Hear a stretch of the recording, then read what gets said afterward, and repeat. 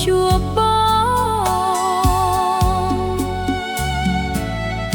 អើយអូនសុំទោសរឿងដែលកន្លងម្ដាយអូនឲ្យឈប់តាក់ទង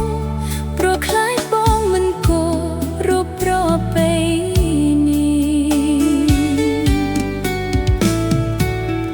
ពួកយើងជួបគ្នារៀងរាល់ថ្ងៃលិចហើយអូនមិនដែលភ្លេចតែតាមជានិច្ចរូបប្រពាលពើទោះបងចាក់ចេញមិនមកអីលើក៏គង់នៅតែចាំប្រពាលពើអូននៅចាំភ្លើប្រោះបងវិលវិញឲ្យអូនសុំទោសព្រោះអូនក្បត់បង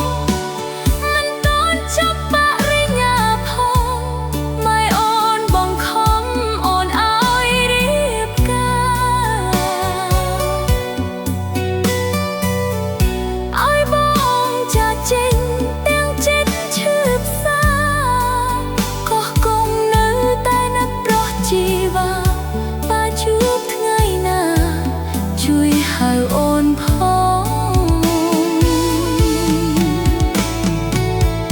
ខាន់មើលថ្ងៃលិចយូរឆ្នាំ